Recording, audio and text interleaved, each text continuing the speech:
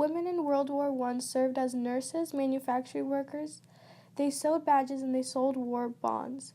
Worked in shipyards. Also, they were spies and much more. In Britain, Women's Royal Air Force was created with women as airplane mechanics. Many women were forced into the workplace by the death of their husbands. Other women were drafted into the industry. During the war, 200,000 women took a post in the government department, 500,000 in private clerical positions, and 250,000 in architectural, in comparison to the 700,000 women who worked in the munition industry. In Russia, the percentage of women in the workforce jumped from a quarter to 43%. 1,000,000 women joined the workforce in Austria, and in France, female employment jumped 20%. Women were sometimes known as canaries for their yellow tint their skin had acquired from working with sulfur. Even their public sympathy couldn't help their work situation, only got roughly half men's wages for the same work. The only women soldiers who enlisted in the British Army date bypassing herself as a man. Dorothy Lawrence, a 20-year-old journalist, joined the BES Tunnel and Company in 1915 using the Allies' Dennis Smith. She revealed herself only 10 days and had to endure a somewhat comical question as the authorities assumed she was a prostitute. She was forced to keep her adventure silent as the British Army feared ridiculous. Susan B. Anthony was a suffragist, author, and speaker who was the president of the National American Woman Suffrage Association. Born on February 15, 1820, Susan B. Anthony was raised in a Quaker household and went on to work as a teacher before becoming a leading figure in the women's voting rights movement. She partnered with Elizabeth Cady Stanton and would eventually lead the National American Woman Suffrage Association.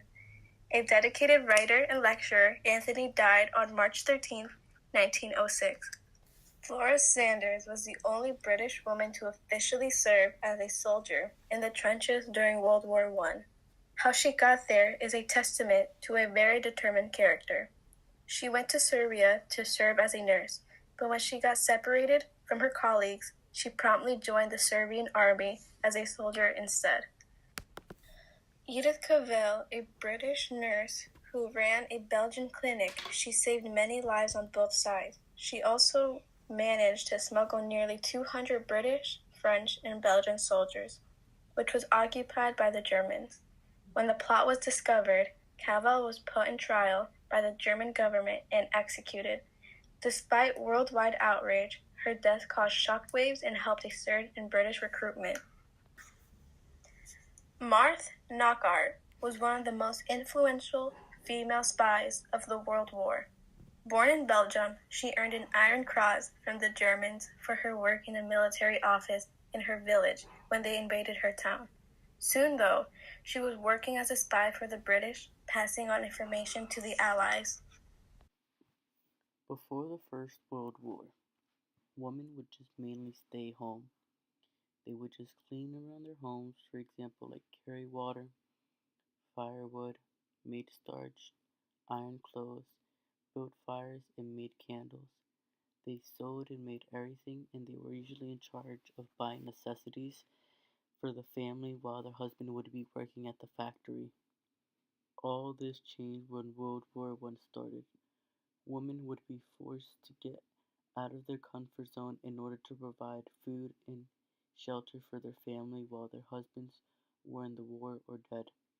Instead of women tending their gardens, they would have to get jobs that men would normally do since most of the men had been drafted or volunteers to go into the war. They were sent to do a whole bunch of jobs that mainly men would do, for example, policemen, firefighters, railway guards, bus and tram conductors, postal workers, and much more. Women also worked in factories since majority of the employees were men. The main factory that women workers would work at were the ammunition factories, since it was in such high demand for ammo because of the war. If women didn't take the job at the ammunition factory or any factory, there wouldn't be enough ammo for the soldiers and that they could have lost the war if it weren't for them. But women had stepped forward to do the right by their country and to support their family. One of the main jobs women took besides as factory workers were nurses and doctors. Many women went into the military as nurses to take care of the injured. Over 22,000 professionally trained female nurses were recruited by the American Red Cross to serve in the U.S. Army between 1917 and 1919. This war allowed women to be a little more equal to men, but they still wouldn't be paid and have the same rights as them till later on in the country.